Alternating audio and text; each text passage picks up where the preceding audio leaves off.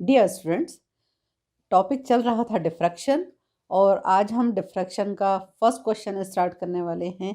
Diffraction at single slit means diffraction जो कि एक मतलब सिंगल स्लिट से क्या हो रही है, लाइट जो उसका कहना चाहिए जो अपर्चर है उससे जब होके गुजरती है तो उसके जो कॉर्नर्स हैं उनसे बेंड होती है, फैलती है और किस तरीके से जो आपको फ्रिंजेस हैं वो मिलती हैं, वो हम पढ़ेंगे किसमें, diffraction at single slit. Generally जब भी डिफ्रैक्शन होता है तो हमको ये एक कहना चाहिए, फॉर्मूला बना लेना चाहिए कि हमको क्या क्या फाइंड आउट करना है, क्योंकि यदि हम ये फॉर्मूला याद रखते हैं तो हमको जो डेरिवेशन है वो किस डायरेक्शन में आगे ले जाना है उसमें बहुत हेल्प होती है।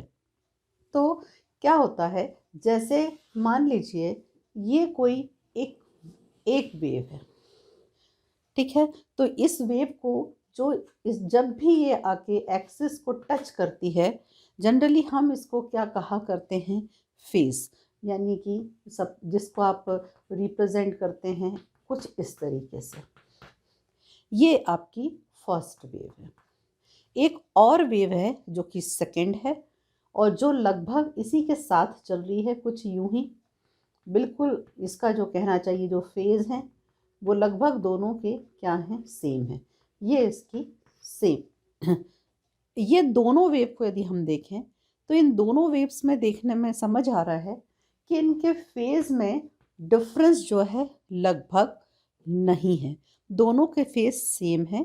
यानी कि दोनों एक साथ आकर एक्सिस को क्या करती हैं, टच करती हैं या एक्सिस पे आके एक साथ ही मिलती हैं।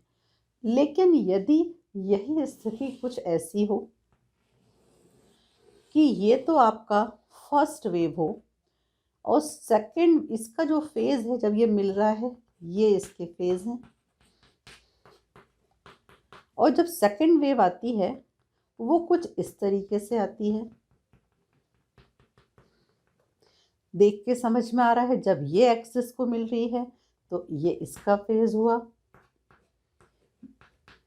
क्लियर दिख रहा है कि फर्स्ट केस में और सेकंड केस में यहाँ फेज जो है लगभग सेम है, मतलब फेज डिफरेंस नील है।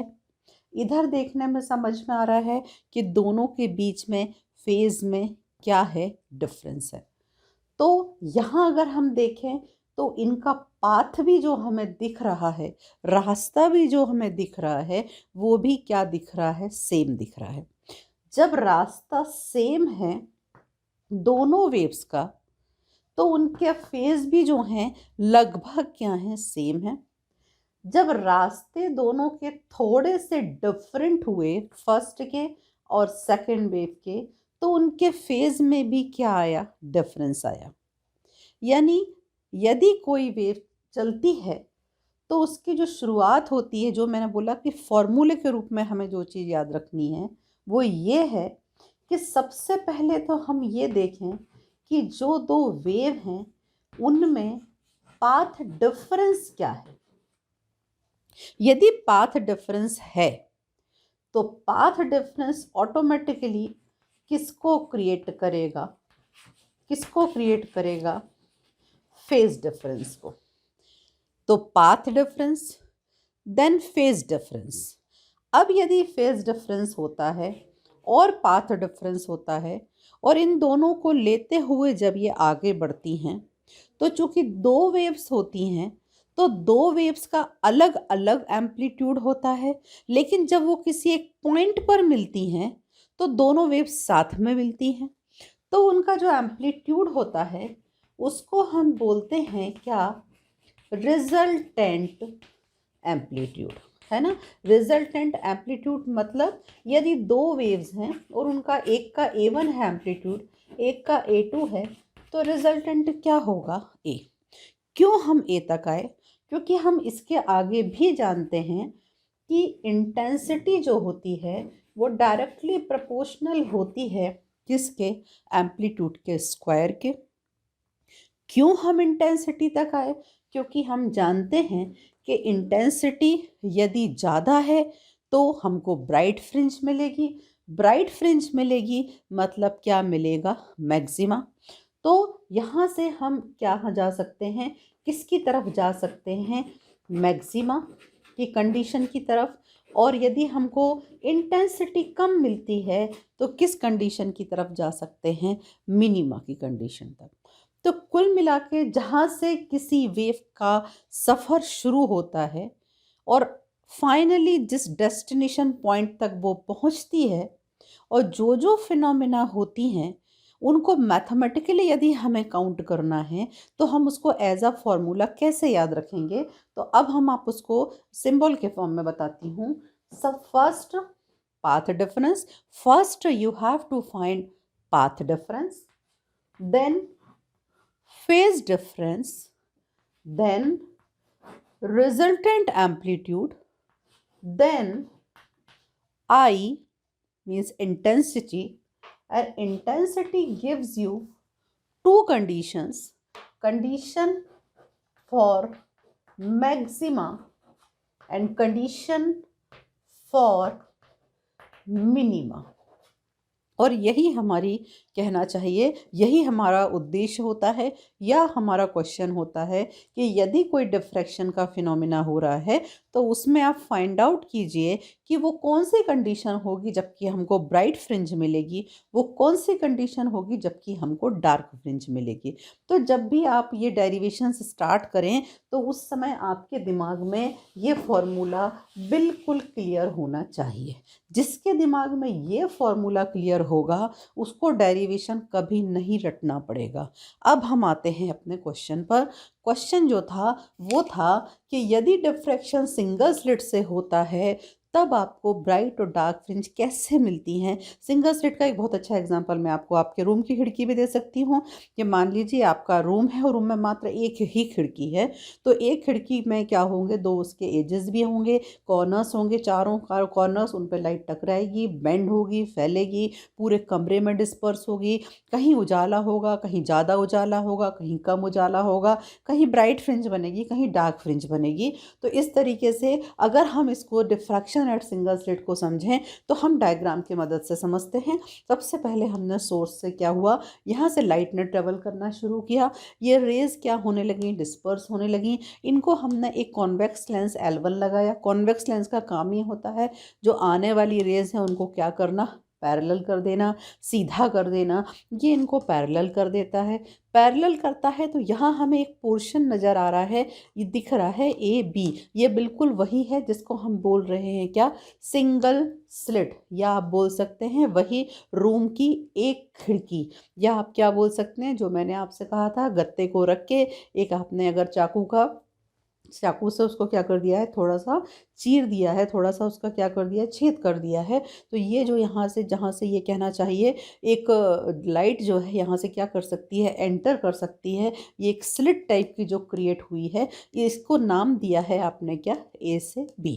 अब यदि लाइट इससे अगर एंटर कर सकती है तो कई कंडीशंस बनती हैं। पहली कंडीशन, चूंकि ये पोर्शन खुला हुआ है तो इसमें से यदि हम देखें कि इस रे की बात करें तो ये चूंकि पोर्शन खुला हुआ है, यहाँ कोई ओपैक नहीं है, तो लाइट डेफिनेटली कैसी जाएगी, सीधी जाएगी, और सीधी जाके कहाँ मिलेगी, स्क्रीन पर।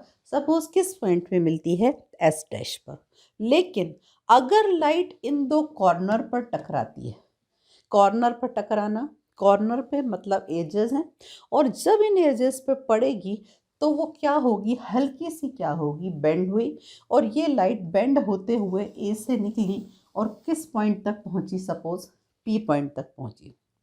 यहाँ भी बी भी चूँकि एक प्रकार से इसके लिए एक कहना चाहिए एज का काम कर रहा था, यहाँ से भी ये मुड़ी, और ये भी चलते चलते यहाँ पे चूँकि हमने एक और लेंस लगाया हुआ है, और ये जो सेकंड लेंस है ये किस काम में आएगा, ये लाइट को, इन दोनों रेज को क्या कर देगा, एक जगह कन्वर्ज कर देगा, फोकस कर देगा, और इसने इसको किस पॉइंट पे फोकस कर दिया, ले जाके पॉइंट P पर। तो यदि हम देखें कि हम सिर्फ दो रेस पे कॉन्सेंट्रेट करें, एक है हमारी क्या, A से P, और दूसरी है B से P, तो देखने से ही क्लियर हो रहा है डायग्राम को कि इनका पाथ सेम नहीं है। ए से पी जो ये पाथ है ये थोड़ा कम लग रहा है, और बी से जो पी का जो पाथ है ये थोड़ा सा क्या लग रहा है, ज़्यादा लग रहा है। लेकिन अगर हम इसकी बात करें तो यहाँ बिल्कुल ये जो है सीधी आई है, जिसको हम बोलते थे कंडीशन फॉर प्रिंसिपल मैक्सिमा। यहाँ लाइट को कोई ओपैक नहीं मिला है, इसलिए लाइट बेंड नहीं हुई है, बल्कि कैसी आई है, बिल्कुल सीधी आई है। अब यदि हमको, मैंने जो आपको यहाँ बताया कि सबसे पहले क्या निकलेगा, पाथ डिफरेंस। पाथ में डिफरेंस है, तो पाथ में डिफरेंस निकालने के लिए हमको दिख रहा है कि कितना ये और ये में कितना ये एक्स्ट्रा चल रही है बीपी। ये बीपी जो है इतना पाथ जो है एक्स्ट्रा चल रही है, बाकी आगे दोनों का पाथ क्या है, बिल्कुल सेम है। तो हमको यही एक्स्ट्रा पाथ क्या करना है, कैलकुलेट करना है सबसे पहले। तो ये जो हमको एक्स्ट्रा पाथ कैलकुलेट करना है, उसके लिए एज अ कंस्ट्रक्शन हमने ए से इसके ऊपर बीपी के ऊपर एक नॉर्मल क्या किया, ड्रॉ किया। आपने वही लिखा है, let a perpendicular A M is drawn at BP. किसके ऊपर आपने ड्रॉ किया, बीपी के ऊपर। चूंकि आपने ये परपेंडिकुलर ड्रॉ किया और ये एक प्रकार से आप देख रहे हैं कि ये ट्रायंगल का शेप ले लिया, जिसको हम बोल सकते हैं ABM। तो यहाँ पर हमको क्लियरली दिख रहा है कि ये जो है, जो AP है और जो BP है, AP है और जो BP है, इनके बीच में पाथ में डिफरेंस जो है वो क्या दिख रहा है, जो पोर्शन है, इस पोर्शन को हम क्या नाम दे सकते हैं, BM। तो BM यानी कि डेल्टा, यानी कि पाथ डिफरेंस। जो इसको कैलकुलेट यदि हमें करना है तो हम इस ट्रायंगल की हेल्प ले सकते हैं। ये जो ट्रायंगल है BMA, मतलब आपका जो ट्रायंगल है ये जो BMA, इसमें हम यदि देखें तो क्लियरली दिख रहा है कि ये जो है, अगर BM अपॉन AB लेते हैं, BM ये जो कि एंगल के सामने है मीन्स परपेंडिकुलर, अपॉन क्या है आपका, BM अपॉन AB मीन्स आपका बेस। ये हो गया आपका, ये जो इस थीटा, ये डिफ्रैक्शन एंगल जो बन रहा है, थीटा जो बन रहा है, ये कौन सा फॉर्मूला बन रहा है, डेफिनेटली साइन थीटा। यहाँ हम क्यों ट्रिग्नोमेट्री अप्लाई कर सकते हैं, बिकॉज हमको देख के समझ में आ रहा है कि ये कैसा ट्रायंगल बन रहा है, राइट एंगल ट्रायंगल, और राइट एंगल ट्रायंगल पर हम ट्रिग्नोमेट्री अप्लाई कर सकते हैं। और दोनों यदि हम साइड्स को देखें कि ये परपेंडिकुलर अपॉन बेस, तो ये क्या बन रहा है, कौन सा पोर्शन बन रहा है या कौन सा बन रहा है, sine theta, where theta is the diffraction angle. Okay, value किसकी निकालने चल रहे थे हम, BM की। तो BM की वैल्यू कितनी होगी, BM is equal to AB sine theta. ये जो विड्थ दी हुई है, ये चौड़ाई जो दी हुई है AB की, वो कितनी दी हुई है, A सपोज, है ना। तो A यदि है AB की वैल्यू, तो ये कितना हो गया, A साइन थीटा। कुल मिला के जो आपको BM की वैल्यू मिली वो क्या मिली, A साइन थीटा। अगला क्या कहता है, यदि पाथ में डिफरेंस होगा, यदि पाथ में डिफरेंस होगा तो फेज में डिफरेंस होगा। तो अगला क्या निकालना है, फाई। फाई की वैल्यू आप लोग पढ़ के चले आए हैं, 12 से पढ़ा हुआ है सबने। फाई का फॉर्मूला क्या होता है फेज डिफरेंस का, 2 pi upon lambda into delta. तो आप डायरेक्ट इसमें वैल्यू सब्सिट्यूट कर दीजिए, 2 pi upon lambda into delta. Delta की वैल्यू आप निकाल आए हैं कितना, A sine theta, 2 pi upon lambda into A sine theta. यहाँ तक आप पहुँच चुके हैं, कहाँ तक, फेज डिफरेंस तक। अब हमको कहाँ जाना है, रिजल्टेंट एम्पलीट्यूड तक पहुँचना है। So now path difference delta is equals to A sine theta and phase difference phi is equals to 2 pi upon lambda A sine theta. तो यदि हम अपने फॉर्मूले पे जाएं तो ये भी निकल चुका है और फाई भी निकल चुका है। फिर भी यदि हम इस स्लिट को देखते हैं, यानी A से B तक का डिस्टेंस, तो A से B तक, यानी ये पोर्शन पूरा खुला हुआ है, ये स्लिट है। तो हम ये मान सकते हैं कि इस स्लिट में बीच में हर पॉइंट किसका काम करेगा, हर पॉइंट एक सोर्स का काम करेगा। मीन्स जब AB की बात थी तो हमने लाइट मानी थी किस सोर्स से आ रही थी, एक सिंगल सोर्स S से आ रही थी। लेकिन चूंकि ये AB पोर्शन पूरा खुला हुआ है, तो इसके बीच में जो हर पॉइंट है वो किसका काम करेगा, सोर्स का। इसको ऐसे समझो, जैसे मैंने ये बोला कि ए बी एक स्लिट है जहाँ से लाइट जा सकती है। ए बी मान लो आपके रूम की वो खिड़की है जिसमें से लाइट उस रूम में एंटर कर सकती है। यदि हम उस रूम की जो वो खिड़की है उसके ऊपर एक कार्डबोर्ड लगा देते हैं, गत्ता लगा देते हैं पूरा, और उसमें यदि हम बिल्कुल पास पास छोटे छोटे से छेद कर देते हैं, तो हम क्या देखेंगे कि हर उस छोटे छेद से क्या आ जाएगी, लाइट आ जाएगी। तो प्राइमरी सोर्स तो सन हो गया जहाँ से लाइट आ रही थी, लेकिन आपकी जो खिड़की है उस खिड़की में जो आपने ये जो कार्डबोर्ड लगाया है उसमें ये जो आपने उस खिड़की की चौड़ाई जितनी भी थी उसमें जो आपने जो छोटे छोटे से छेद कर दिए हैं यहाँ से लेके वहाँ तक, उसमें से हर वो छेद किसका काम करेगा, सोर्स का काम करेगा। और मैंने आप लोगों को ये सारी टर्मिनोलॉजी क्लियर भी की थी इंटरफेरेंस में कि ऐसे सोर्स क्या कहलाते हैं, सेकेंडरी सोर्स, क्योंकि प्राइमरी सोर्स तो सन था। और जो ये छोटे छोटे से सोर्सेस का काम कर रहे हैं, जो ए से बी तक जो हर पॉइंट किसका काम कर रहा है, सोर्स का काम कर रहा है, इसको हम क्या कहेंगे, सेकेंडरी सोर्स। तो ये कितने हो सकते हैं, चूंकि हम इनको काउंट तो नहीं कर सकते, तो हम इनको क्या मान सकते हैं कि ये कितने सोर्स हैं, ये इनफाइनाइट है। क्योंकि हमको संभव नहीं कि हम ए से बी के बीच में जो लाइट लगातार क्या कर रही है, एंटर कर रही है, तो हम उसको कितने पॉइंट्स में डिवाइड कर सकते हैं।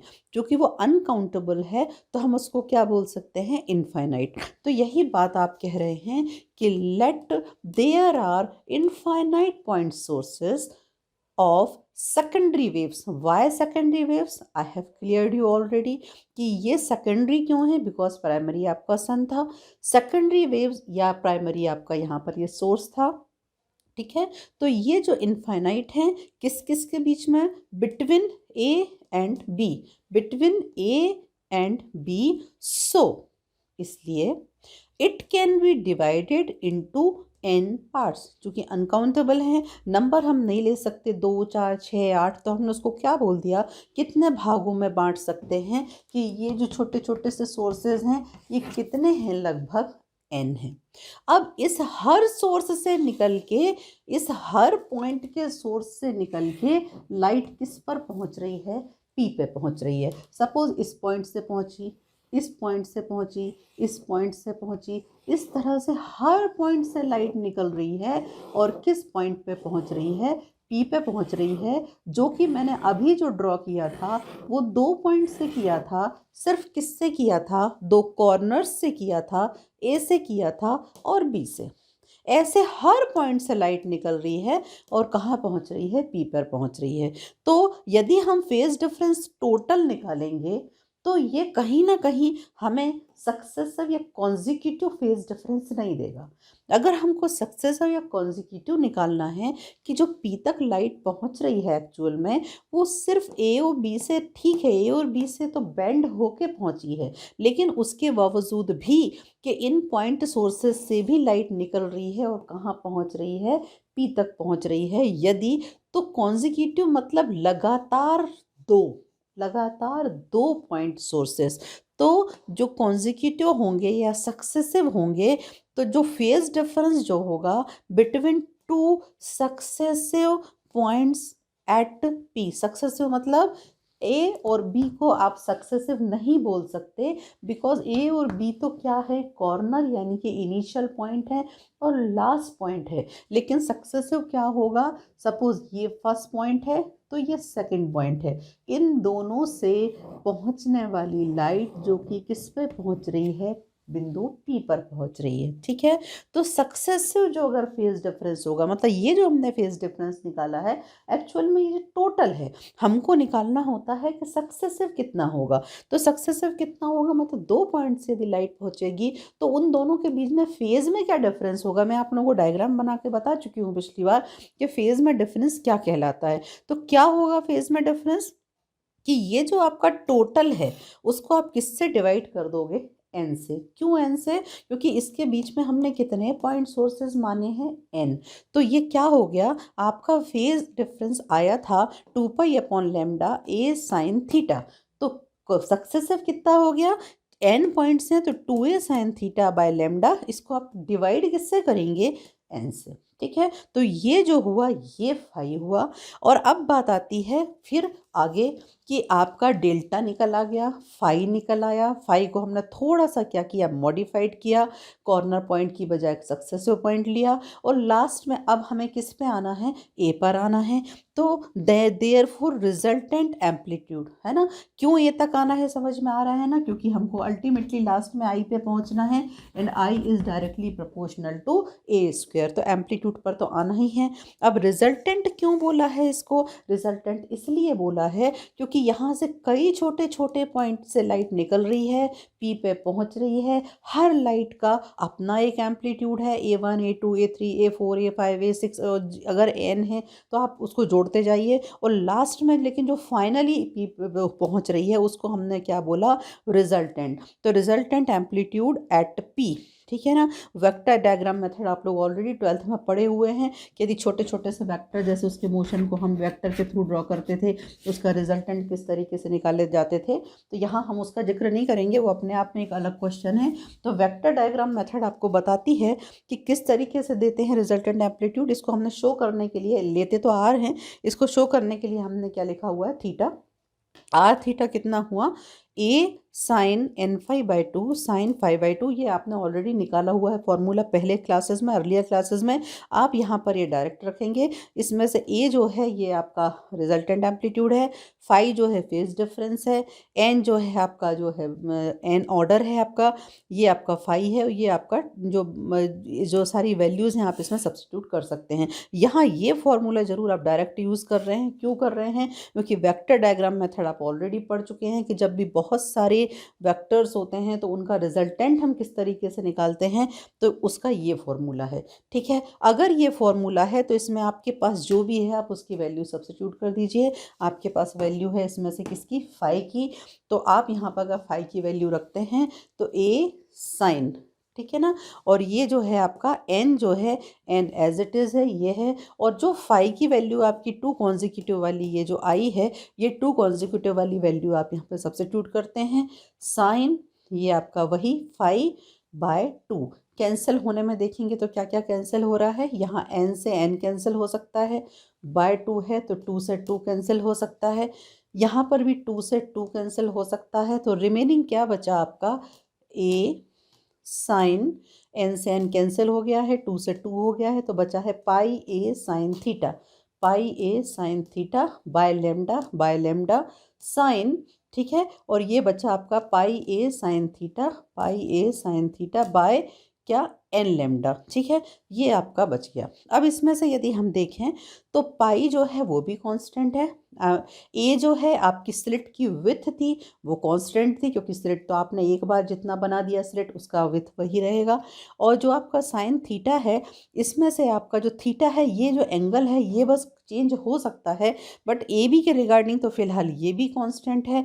और लेमडा जो जिस कलर का आप सोर्स यूज़ कर रहे हैं, मान लो आप सोडियम लैंप यूज़ कर रहे हैं, तो उसका लेमडा है वो भी क्या है, कांस्टेंट है। तो इस पूरी क्वांटिटी को हम सपोज किससे, एक कांस्टेंट क्वांटिटी से शो करते हैं, दैट इज़ पी। तो यदि हम इसको पी से करते हैं तो ये किस फॉर्मेट में आ जाता है, ए साइन, और इस पूरे को आपने क्या मान लिया, पी, पी अपॉन ये जो है आपका साइन, साइन, और ये पूरे को आपने क्या माना है, पी, लेकिन ये अपॉन एन एक्स्ट्रा है तो ये हो गया पी अपॉन एन। हम खुद बोल चुके हैं कि ये जो n है ये बहुत सारे हैं, ये जो पॉइंट सोर्सेज हैं ये बहुत सारे हैं, मतलब n नंबर में बहुत बड़ा है। अगर किसी चीज़ का डिनोमिनेटर बहुत बड़ा होता है तो जो उसके जो कहना चाहिए जो वैल्यू बनेगी वो वैल्यू क्या होगी, उतनी ही ज़्यादा छोटी हो जाएगी। और हम सब जानते हैं कि यदि साइन थीटा बहुत बहुत छोटा होता है तो वो किस में कन्वर्ट हो जाता है, थीटा में। तो यहाँ पर साइन पी बाय एन जो है वो किस में कन्वर्ट हो जाएगा, पी बाय एन में। तो यदि साइन पी बाय एन में कन्वर्ट हो गया तो अब ये अल्टीमेटली लास्ट में क्या बचा, R theta is equal to, ये एन आपका ऊपर आ गया तो N A sine P upon P, ठीक है। एन जो है आपके नंबर्स हैं, ए जो है आपका रिजल्टेंट एम्पलीट्यूड है, दोनों कांस्टेंट हैं, तो इसको हमने अपनी सुविधा के लिए एक कांस्टेंट आर नॉट से क्या कर दिया, रिप्लेस कर दिया, तो बचा क्या, R nought sine P upon P. So now R theta is equal to r naught sin p upon p. What is r naught? n times क्या, n थे क्या, नंबर ऑफ पॉइंट्स थे, नंबर ऑफ पॉइंट सोर्सेस थे। ए क्या है, resultant amplitude है। तो number of point sources का अगर हम एम्पलीट्यूड लेते हैं रिजल्टेंट, तो इसका जो मल्टीप्लिकेशन होता है उसको हमने अल्टीमेट रिजल्टेंट एम्पलीट्यूड माना और उसको हमने किससे शो कर दिया, आर नॉट से। तो हमारा इक्वेशन कन्वर्ट हुआ, R theta is equal to R nought sine P upon P. हम लिमिट एंड कंटिन्यूटी में इस तरह का फंक्शन बहुत सॉल्व किए हैं 12th में। तो यदि हम कंडीशन, अब फिर से वापस आती हूँ फॉर्मूला पे, तो ये निकल चुका है आपका डेल्टा, फाई निकल चुका है, रिजल्टेंट एम्पलीट्यूड निकल चुका है। तो एट लास्ट हमें किस पे जाना है, आई निकालने के लिए, या आप क्या कह सकते हैं, आई किस फॉर्म में निकालेंगे, condition for maxima and minima. तो यदि हम आते हैं कंडीशन फॉर मैक्सिमा पे, तो यदि हम इसको देखते हैं इस इक्वेशन को, तो इस इक्वेशन की मैक्सिमम वैल्यू हमें कब मिल सकती है, वो हमें तब मिल सकती है जबकि ये तो एक कांस्टेंट बन चुका है कि ये जो पॉइंट है या ये जो आपकी कहना चाहिए वैल्यू है, ये मैक्सिमम कब हो सकती है, यदि इसकी मैक्सिमम वैल्यू 1 बन जाए तो डेफिनेटली ये क्या हो जाएगी, ये इसके लिए मैक्सिमा की कंडीशन होगी। तो ये 1 कब बन सकता है या ये टेंस टू 1 कब हो सकता है, जब आपने लिमिट इन कंटिन्यूटी पढ़ी थी तो इसको बाकायदा सॉल्व भी किया था, when p tends to 0। p tends to 0 means p की आपने कुछ वैल्यू सब्सिट्यूट की थी, p आपने किसी को माना था, किसको माना था, pi a sine theta by lambda. मतलब p tends to 0 means p की वैल्यू सब्सिट्यूट करते हैं तो वो टेंस टू 0 यदि होती है तो क्लियर है कि ये टेंस टू 0 कब होगा, ये तभी 0 होगा यदि थीटा की वैल्यू कितनी हो, 0, क्योंकि बाकी सब तो कांस्टेंट है, पाई कांस्टेंट है, ए कांस्टेंट है, लेमडा कांस्टेंट है। तो ये 0 की तरफ कब टेंस होता है, कब बढ़ सकता है 0 की तरफ, जबकि ये थीटा जो है, थीटा कितना हो जाए, 0, क्योंकि साइन 0 हम सब जानते हैं कितना होता है, 0। तो कंडीशन फॉर मैक्सिमा के लिए कंडीशन क्या है कि sine p upon p tends to 1 और you can say p tends to 0। ठीक है, अब दूसरा बात आती है क्या, कंडीशन फॉर मिनिमा। तो इसमें मिनिमा कब मिलेगा हमको, जबकि ये जो वैल्यू है अगर हम इसको 0 करते हैं तो ये इन्फिनिटी बन जाएगा, है ना। तो कौन सी वैल्यू 0 होना चाहिए, साइन p 0 होना चाहिए। तो मिनिमा की कंडीशन यही हुई कि साइन p कितना होना चाहिए, 0। हम यहाँ ये नहीं लिख सकते कि साइन p अपॉन p, बल्कि हमने क्या लिखा, साइन p कितना होना चाहिए, 0। यदि साइन p 0 है तो इन जनरल फिर p की वैल्यू क्या कहलाएगी, इन जनरल p की वैल्यू होगी, हम प्लस माइनस क्या बोल सकते हैं, m पाए। यहाँ हमने n क्यों नहीं लिया, क्योंकि n में यहाँ एक नंबर आ चुका है, वो नंबर क्या है, 0। लेकिन यहाँ जो वैल्यू है m की, ये कहाँ से स्टार्ट होती है, 0 से नहीं होगी, बल्कि कहाँ से स्टार्ट होगी, क्योंकि 0 पे यदि मैक्सिमा मिल गया, यानी अगर 0 पे आपको क्या मिल गई, ब्राइट फ्रिंज मिल गई, चमकीली फ्रिंज मिल गई, तो बनी बात है कि वहाँ पर आपको मिनिमा यानी अंधेरा तो नहीं मिल सकता, मतलब 0 तो पॉसिबल नहीं है। तो 0 के बाद कौन सा नंबर होता है, 1। तो m जो है कहाँ से स्टार्ट होगा, n की वैल्यू 0 से ना स्टार्ट होके n की वैल्यू 0 से स्टार्ट नहीं होगी, बल्कि कहाँ से स्टार्ट होगी, 1 2 3। तो p की वैल्यू इतनी हुई, p की वैल्यू हम सब्सिट्यूट कर देते हैं, कितनी होती थी, pi A sine theta upon lambda is equals to plus minus m पाई, पाई से पाई कैंसिल हो जाएगा। तो क्या शर्त बनी, क्या कंडीशन बनी, A sine theta by lambda is equals to plus minus m lambda. तो इस तरीके से मैंने आज आपको जो सॉल्व कराया वो था क्या, condition for single slit, diffraction at single slit. इसमें मैंने आपको जो कहना चाहिए एक गुरुमंत्र या एक शॉर्ट फॉर्म दिया जो आपको याद रखना है, जिसके आधार पे आपको ये डेरिवेशन रटना नहीं पड़ेगा कि किसके बाद क्या करना है। तो सबसे पहले तो आप रटना इस डायग्राम को, इस डायग्राम को आप जब भी रटें तो मेरी बात याद रखना कि ए से बी के बीच में ये इनफाइनाइट एंड पॉइंट्स हैं, और फिर उसके बाद आप ध्यान रखना कि हमें कहाँ से चलना शुरू करना है, कहाँ तक जाना है। ठीक है, तो सबसे पहले तो डेल्टा निकालना। तो जैसे ही आप ये डायग्राम बनाओगे आपको तुरंत समझ में आ जाएगा कि एक्स्ट्रा पाथ कितना है, बी एम। तो बी एम की वैल्यू आप इस ट्रायंगल से निकाल लोगे। उसके बाद में आप क्या निकाल लोगे, फाई। लेकिन वो फाई होगा यहाँ से यहाँ तक का, हमको चाहिए कॉन्जिक्यूटिव, तो उसके लिए आप उसको एन से डिवाइड कर लोगे, वो आपका मतलब फाइनल फाई होगा। फाइनल फाई के बाद में आप निकालोगे ए, और ए हमेशा किससे निकालते हैं, वेक्टर डायग्राम मेथड से। उसका फॉर्मूला यदि आपने 12th में अच्छे से नहीं पढ़ा है तो अभी रट लीजिए कि उसके फॉर्मूले में आपका क्या होता है, A sine N phi by 2 upon sine phi by 2। तो वो फॉर्मूला ज़रूर आपको याद रखना पड़ेगा बिकॉज वो 12th का है। और उसके बाद में जब आपके पास में सारी कंडीशन बन जाएगी तो आप ऑटोमेटिकली उसको देख के समझ में आपको आ जाएगा कि हमें कब इसकी वैल्यू मैक्सिमम मिल सकती है और कब हमें इसकी वैल्यू क्या मिल सकती है, मिनिमम। जैसे मैक्सिमम कब मिलेगी, जब ये 1 हो जाए, और मिनिमम कब मिलेगी, जबकि इसकी वैल्यू कितनी हो जाए, 0। ठीक है ना। तो मैक्सिमम मिनिमा की कंडीशन बनाना आसान है, भूलने की गुंजाइश इसमें कुछ भी नहीं है यदि आपको सब चीज़ें डायग्राम में ही पूरी तरह से क्लियर है। तो मेरी तरफ से यदि बोलूँ मैं, तो आपको सिर्फ याद रखने की बात है डायग्राम। डायग्राम में इसमें आप ऑटोमेटिकली खुद ही बना लेना बहुत सारे पॉइंट, और उसको नंबर कितना दे देना, एन दे देना, तो आपको आगे का लिए आसान हो जाएगा। और साथ में आपको ये फॉर्मूला याद रखना है। तो ये तो पूरा फॉर्मूला, ये तो पूरा डेरिवेशन हुआ किसके लिए, डिफ्रैक्शन एट सिंगल स्लिट। अब अगला क्वेश्चन जो है वो है diffraction at N slit. N slit मतलब जो ये यहाँ पर एक सिंगल स्लिट थी, ऐसी कई स्लिट्स हो सकती हैं। जैसे मैंने कहा कि रूम में अभी एक खिड़की थी, एक खिड़की के जो कॉर्नर्स थे उनसे लाइट क्या हुई, बेंड हुई, फैली और पूरे रूम में आई। ऐसा भी हो सकता था कि उस कमरे में एक खिड़की की बजाय मान लीजिए बड़ा हॉल था और उसमें कम से कम मान लीजिए कि 5-6 खिड़कियां थी। तो जो 5-6 खिड़कियां हैं वो तो भी आप काउंट कर पा रहे हैं, बट अगर मान लीजिए अनकाउंटेबल हैं, बहुत सारी हैं, तो वो सारी खिड़कियां किसका काम करेंगी, स्लिट का काम करेंगी। उनके जो कॉर्नर्स हैं वो किसका काम करेंगे, लाइट को क्या करेंगे, बेंड करेंगे, लाइट को डिस्पर्स करेंगे, लाइट फैलेगी।